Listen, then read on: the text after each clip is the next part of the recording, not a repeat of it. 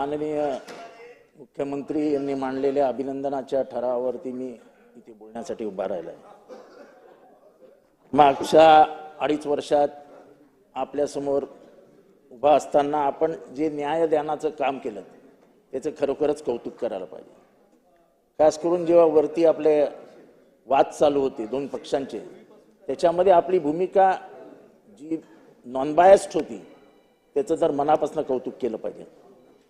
पण मला सर्वात कौतुक याचं वाटतं की आपण तिथे दिलेला निर्णय हा सर्वोच्च न्यायालयात देखील पेच पडलेला निर्णय आहे की त्याच्यातनं ते मार्गच काढू शकले नाहीत। त्यामुळे आपल्या न्यायदानाचं कौतुक सर्वोच्च न्यायालयाने केलं आणि आपली नेमणूक आता नवीन 10th शेड्यूल इम्प्रूव्हमेंट कमिटीमध्ये झालेली आहे। ही गोष्ट खरी आहे की 10th शेड्यूलमध्ये इम्प्रूव्हमेंट व्हायला पाहिजे, नाही तर पक्ष टिकणारच नाहीत। अध्यक्ष महोदय, विरोधी पक्षाच्या संख्येवरती बरेच जण बोलले, बरेच जण जे काय बोलले ते मला कौतुक वाटतंय। देवेंद्रजी फडणवीसांचं 2014 ते 2019 नंतर जे काय अदला बदल झाले, पण कधी त्यांच्या वागण्यात 2014 साली ते मुख्यमंत्री झाल्यानंतर कधीही कुठेही बडेजावपणा नव्हता।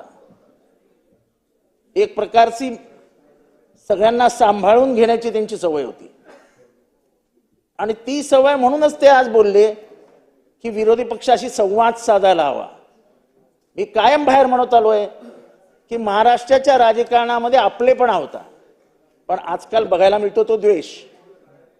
मुख्यमंत्री महोदय, आपल्या तोंडातनं हा शब्द जेव्हा येतो की संवाद साधायला हवा, तेव्हा आपण सभागृहाचे नेते आहात, हा सभागृहाचा शब्द आहे असं मी मानतो। विरोधी पक्षाची संख्या किती आहे फार काय डोक्यावर मनावर घेण्यासारखं नाही आहे। संख्या कमी असताना छगन भुजबळ साहेबांनी काय केलंय उभ्या महाराष्ट्राने बघितले, बाजूलाच बसलेत। त्यामुळे संख्येवरती बोलून मुद्दामून चिमटे काढायचे त्याच्याने काय फरक पडणार नाही। पण निदान अध्यक्षपदाचं आपण जेव्हा सन्मान करण्याकरता, त्यांचं अभिनंदन करण्याकरता उभे आहोत, कमीत कमी त्याचं भान राखून तरी भाषण करायला पाहिजे होती। अध्यक्ष महोदय, आपला सन्मान राहिला बाजूला आणि दुसरा इतिहासच मागे पुढे येत होता। तेव्हा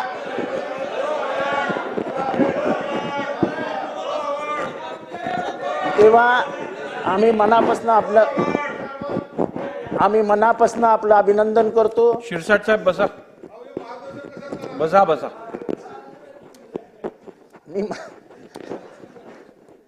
हे विश्वप्रवक्त्यांच्या खालीच आहेत।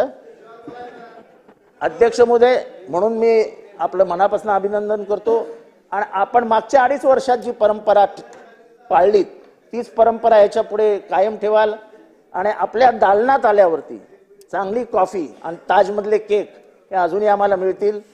आणि ज्या हसऱ्या चेहऱ्याने आपण इथे बसता त्याच हसऱ्यांनी तिथे बसून आम्हाला न्याय द्याल अशी अपेक्षा व्यक्त करतो। आणि संख्येवर न जाता छगन भुजबळांचं उदाहरण आम्ही पारू एवढीच या ठिकाणी आपल्याला सांगतो। जय हिंद, जय महाराष्ट्र। माननीय मुख्यमंत्री